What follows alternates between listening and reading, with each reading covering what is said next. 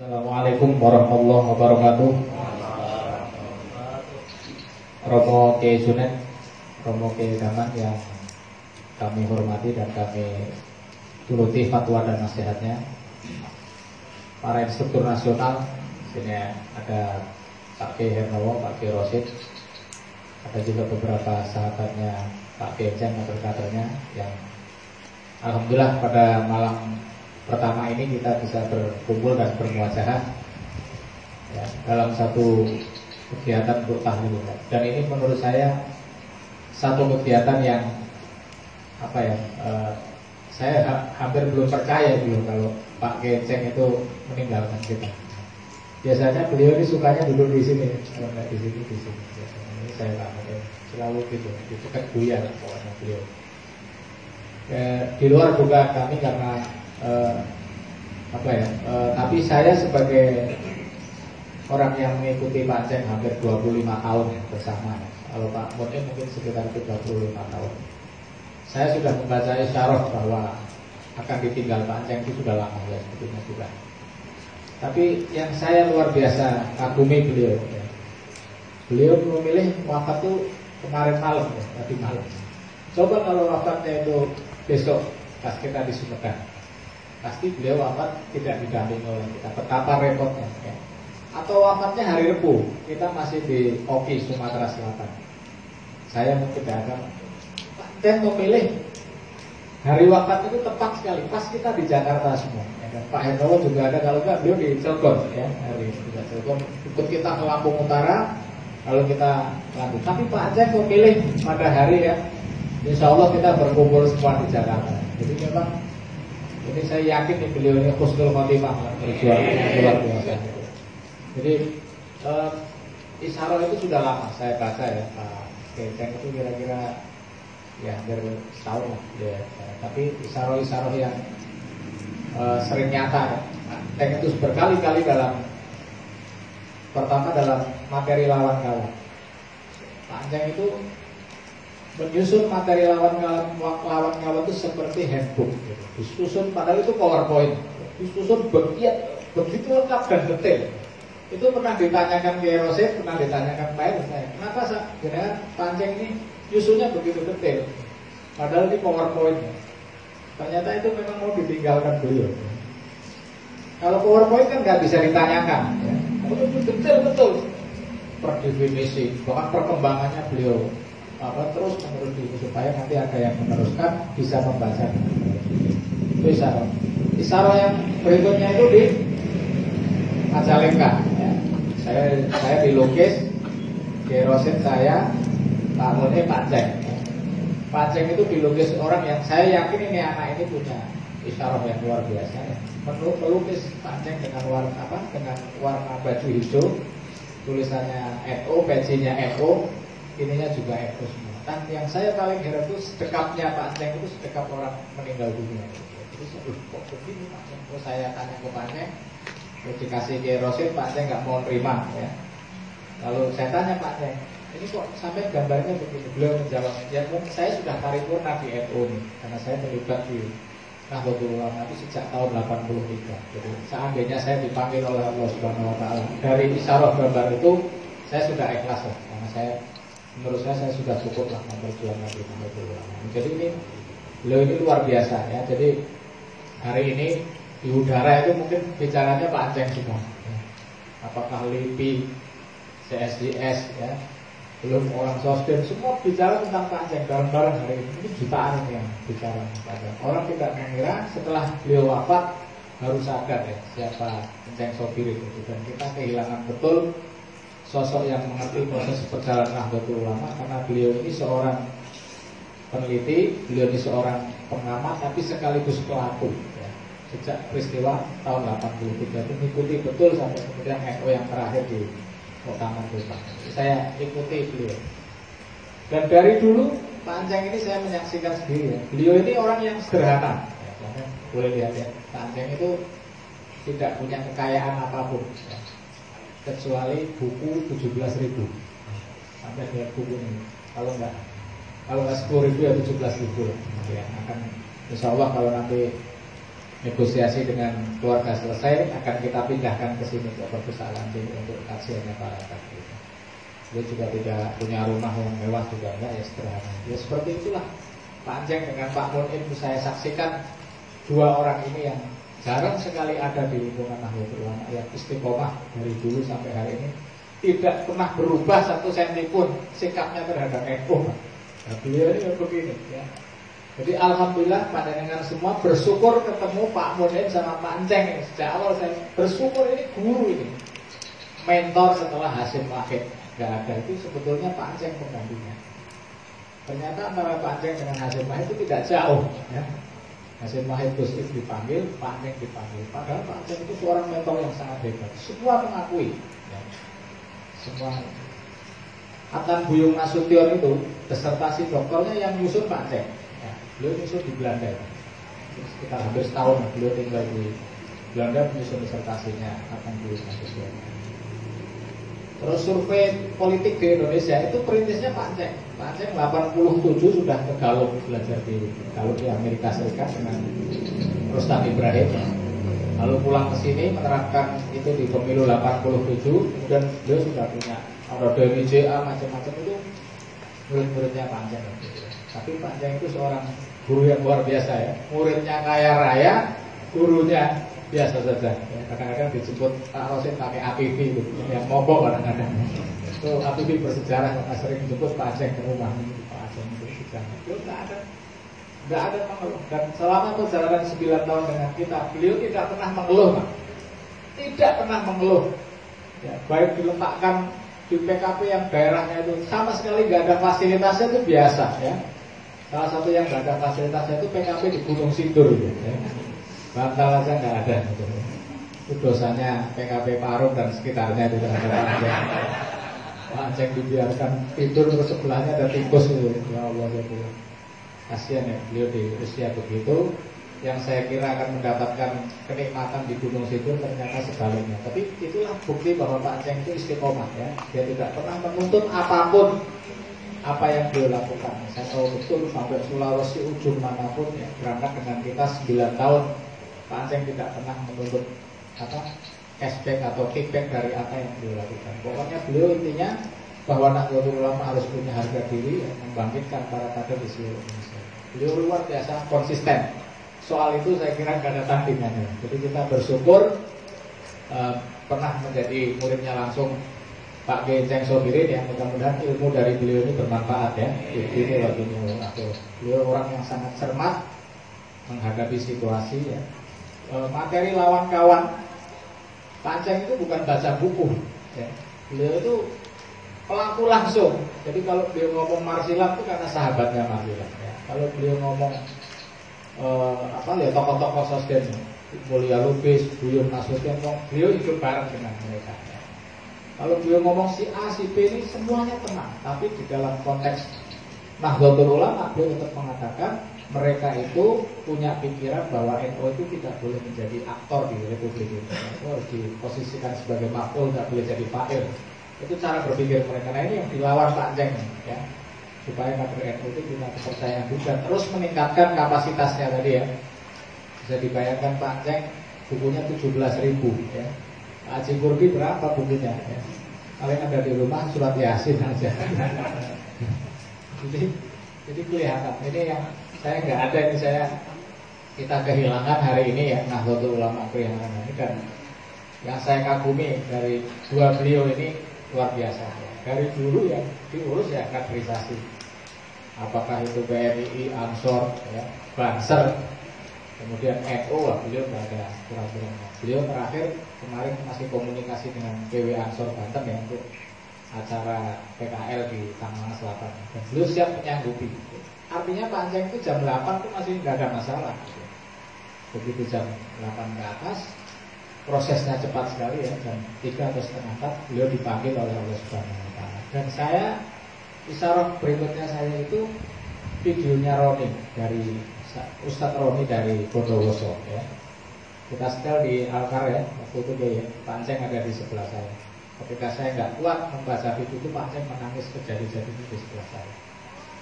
itulah panduan Pak Ceng untuk nanti di alam barzah. Jadi Pak Ceng sekarang sudah punya panduan. Karena apa yang digambarkan Roni itu, karena Roni kan sudah meninggal, sudah hampir di vonis dokter, hampir di kafani atau tapi hidup lagi. Ya, kemudian dia memberikan kesaksian alam barzah terkait dengan Mbah Hasim dengan saya Muhammad itu jelas. Jadi Pak Ceng sudah digait dulu sama Ustadz Roni. Karena Ustadz Roni tidak dilanjutkan, dia ditarik balik karena ya anak ini anak baik ya. Gajinya cuma 5.000 seminggu, jadi sebulan itu 20.000 lah kira-kira. Dia berjuang bahasa Indonesia aja nggak bisa. Inilah yang dipilih oleh Mbah Hasim sebagai messenger untuk mengingatkan orang-orang seperti kita ini, kita yang hidup di yang masih di alam kehidupan nyata ini ya, bahwa di akhirat itu kalau berjuang total di Nahdlatul Ulama itu insya Allah akan dijemput langsung oleh Hadratus Syekh Hasyim Asy'ari. Insya Allah Pak Ceng akan. Tadi kenapa Pak Ceng begitu mudah ya, dan saya melihat mayatnya beliau tadi persis seperti mayatnya, nggak ada luka, nggak ada apapun, persis seperti Pak Ceng sehari-hari. Kalau saya lihat berarti dijemput ini Pak Ceng. Makanya cepat sekali, kata putranya juga begitu ya, tiba-tiba beliau mengucapkan la ilaha illallah, langsung beliau tidak dalam kondisi tidak mengkong, tidak bersih semua, dalam kondisi tertawa seperti dalam fotonya kader yang ada Mas Zaleka membuat. Jadi memang itu Pak Ceng sudah dikasih isyarat ya, akan begitu. Pada usia beliau 63 ya, waktu itu beliau menginginkan kalau saya meninggal ya kalau bisa pada saat usianya sama dengan usianya Kanjeng Nabi lah. Dan yang sangat luar biasa, 2 minggu sebelumnya kita nginep di sini, Pak Ceng itu ke situ sama saya pada sholat Jumat dengan beliau itu nunjuk itu. Nanti kalau saya meninggal saya di sini nih, di dekat pohon ini ya. Nanti Pak Adnan sebelah sini, Pak Munir sebelah sini, Pak Hernowo sebelah sana. Kenapa Pak Ceng memilih di tengah? Ini formasi duduk kita kalau di pesawat ya. Pak Ceng itu selalu milih di tengah ya. Saya di Pak Munir di jendela, saya di sini. Terus formasinya itu persis beliau meminta di tengah itu ya. Jadi beliau sudah di sini, ini pembelajaran luar biasa ya, seorang yang konsisten. Berarti Pak Ceng kalau begitu sejak tahun 80 lah, kira-kira 70-an lah ngurusi NU ya, sampai hingga hari ini. Dan beliau sekarang sudah punya kader hampir 1 juta ya, mungkin hampir 1 juta. Karena saya tadi mencatat perjalanan beliau, kalau nggak salah yang Pak Ceng saja itu sekitar hampir 500 kali, 500 sampai hampir 600 lah Pak Ceng penerbangan. Kalau saya sekitar 1000 lebih karena sering ini ya. Jadi Pak Ceng sebagai orang yang berusia di atas 55 tahun ya, bergerak hampir 500 kali PKP NU, 600 kali PKP itu luar biasa. Itu tenaga beliau itu sangat luar biasa. Jadi seandainya Hadratus Syekh Hasyim Asy'ari menjemput beliau itu wajar ya perjuangan beliau. Dan hari ini Nahdlatul Ulama sudah tampak ya, sudah luar biasa hari ini. Insya Allah Hadratus Syekh Hasyim Asy'ari tersenyum ya, melihat apa yang dikerjakan oleh Pak Ceng. Sudah berubah Nahdlatul Ulama, wajahnya sudah berubah. Ini tidak lepas dari keistiqomahan beliau ya, membangun secara pelan-pelan dari pinggir kekuatan Nahdlatul Ulama. Jadi Pak Ceng meyakini beliau sudah cukup ini, makanya digantikan oleh kader yang lain ya. Nanti siapa materi lawan-kawan ini nanti Allah lah yang ngatur, kita lihat saja nanti kalau prosesnya kita siapa yang ada yang akan dituju ya. Dan isyarat berikutnya ini soal Kiai Rosyid ini. Tiba-tiba Kiai Rosyid itu dikasih batik begini di PIW ini. Ya, ini saya udah baca ini. Berarti akan ada penggantinya Pak Ceng. Begitu Pak Rosyid naik, Pak Ceng langsung alhamdulillah sudah ada yang membackup saya. Ada Pak Ceng di sebelah saya. Ini beliau juga isyarat bahwa Pak Kiai Rosyid itu naik bareng dengan kita ya, akan membantu kita lah dengan saya Pak. Jadi Pak Ceng itu sangat berbahagia dengan naiknya Kiai Rosyid berseragam Raden Wahid Temurun yang seperti ini.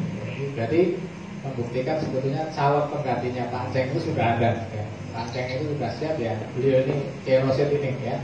Mudah-mudahan beliau bisa istiqomah seperti Pak Kiai Ceng ya, mendampingi kami berdua dan dengan Pak Hernowo, karena Pak Hernowo nggak mungkin menangani perusahaan yang begitu besar kalau itu ya. Itu tetap beliau membackup. Tapi perjalanannya akan tergantikan. Nah, ternyata perjalanan kemarin ke Sumatera Selatan itu adalah perjalanan dengan formasi baru ya.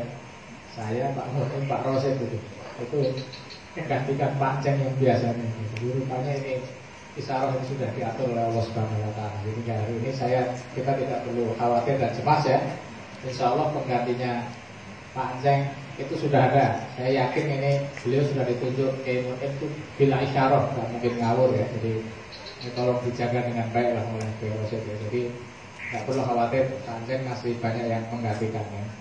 Nah, aset kita tinggal satu nih, namanya Kiai Mu'in. Tolong dijaga dengan baik ya, supaya beliau ini panjang umur Pak. Kalau beliau nggak ada ini saya nggak tahu ini ya, mau pegangan sama siapa lagi gitu loh.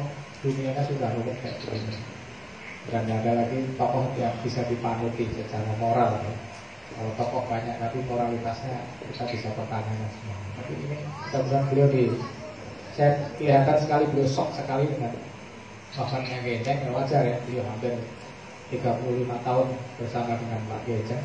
Pasti beliau seperti kehilangan salah satu sayap dalam kehidupannya. Tapi saya menyadari. Tapi tadi saya berdiskusi berdua dengan beliau di kamar ya. Beliau mengatakan bahwa kita jalan terus. Nah, saya yakin ini sudah ada penggantinya beliau. Jadi saya yakin ini perjuangannya panceng harus dilanjutkan ya para kader semuanya yang ada di Jakarta.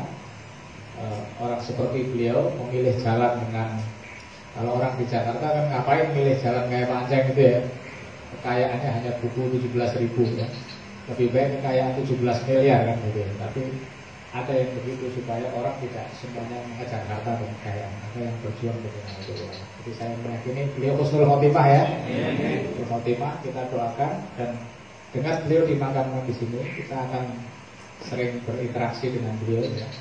Insya Allah nanti hari Sabtu atau Ahad akan banyak sahabat-sahabat para kader dari Jawa Timur dan Jawa Tengah akan menuju ke sini ya. Nah, cita-cita beliau, cita-cita Buya Jonet juga bahwa nanti Pasir Putih ini akan menjadi pusat pengembangan kaderisasi ya. Dulu kita sudah mencanangkan bahwa nanti di sini ini juga idenya Pak Gejeng ya, akan dibentuk namanya Akademi Panata di Bantara ini untuk menaikkan level kepemimpinan kaderisasi di Nahdlatul Ulama ya. Ini beliau sudah ngotot cepat segera Akademi Panata di Bantara itu dibangun di sini ya. Karena saya khawatir ada kesenjangan sumber daya manusia di NU ya. Beliau khawatir sekali. Jadi sekarang kan kecenderungannya baru matang sedikit langsung ke politik ya, belum berproses ya. Sehingga begitu di politik cepat busuk gitu ya. Jadi akhirnya ya ruang politik kita makin sempit dikuasai oleh orang lain. Nah, Pak Gejeng itu ngotot cepat, mumpung kita ada waktu, saya masih ada umur, tolong segera disiapkan Akademi Panata di Bantara. Nah, kurikulumnya dan desainnya baru kita setting di kantornya Pak Hermawo di Krakatau Steel ya. Kita menginap semalam di sana untuk menyusun. Ininya belum diterapkan, beliau sudah meninggalkan kita semua. Tapi gagasannya sudah kita tabung ya, tentang Akademi Panata di Bantara, bahwa Nahdlatul Ulama nanti harus melahirkan pemimpin-pemimpin yang bisa berbicara tidak lagi di level nasional, tapi di level global ya. Karena mau tidak mau 2026 kita harus bangkit ya, karena Allah Ta'ala itu harus kita lakukan ya, walaupun tanpa panceng ya, tapi kita harus buktikan kepada panceng supaya beliau tersenyum ya di akhirat, bahwa 2026 adalah awal kebangkitan Nahdlatul Ulama Indonesia. Dan kebangkitan NU di Indonesia itu gampang Pak. Kebangkitannya itu dijamin Jabodetabek ya. Nggak muskil kita mau bangun di Jombang, nggak, secara geopolitik nggak ada artinya ya. Kita mau bangun kekuatan di mana, di daerah-daerah NU, Sidoarjo atau daerah NU seperti Pekalongan, Temanggung, nggak ada gunanya kalau tidak bisa menguasai Jakarta. Itu Pak Gejeng yang sangat kokoh. Tolong kuasai Jakarta, kuasai Jakarta. Wabil khusus kuasai Kabupaten Bogor, karena itu jumlah massa terbesar yang digunakan untuk mobilisasi kepentingan politik. Kalau kita bisa cegah, kita tata dari bawah, insya Allah mobilisasi politik yang tidak punya arah yang membahayakan negara bisa kita cegah sejak ini, dan itu bisa menjadi sumber distribusi kader Nahdlatul Ulama. Itu cita-cita panjang ya. Belum kita mulai, Bogor juga tersendat-sendat gitu ya, biasa ada dinamika di Nahdlatul Ulama. Tiba-tiba beliau dipanggil oleh Allah Subhanahu. Tapi gambarannya sudah ada, isyarah bahwa akan ada kebangkitan. Depok dulu orang tidak mengira akan begini ya. Ada kader berani masang bendera sekian itu 5 tahun yang lalu aja nggak ada. Alhamdulillah hari ini tadi tamu-tamu pada lewat ya, ada Sekjen Ansor, ya, Sekjen KNPI, ada Pak Luman, semua menyaksikan bahwa hari ini Depok ini ya sudah bangkit, walaupun baru bangkit benderanya saja, tapi sudah ada tanda-tanda kebangkitan ya. Dan itu dimulai dari Pasir Putih ini sebagai pusat fabrikasinya, nanti di backup dengan Al-Karimiyah gitu. Nanti insya Allah Bogor, kemudian Bekasi ya, Tangerang Selatan itu sudah menata. Jadi insya Allah kalau ini dilanjutkan sampai 2026 ya, upaya membangkitkan Nahdlatul Ulama di Jakarta yang sudah hampir muskil itu akan terjadi Pak ya. Amin ya. Tolong sampai bantu semua supaya Kanjeng bisa tersenyum dengan tenang ya di akhir sana ya. Dan mewakili beliau kami mohon maaf yang sebesar-besarnya ya apabila di dalam berinteraksi sehari-hari dengan beliau baik di PKPNU maupun beliau yang di sini. Pak Aceh kan suka bercanda ya, suka kenceng, suka ini. Mohon dimaafkan ya kalau beliau sekali lagi kalau ada khilaf dan tolak dari beliau. Dan dari saya, Assalamualaikum warahmatullahi wabarakatuh.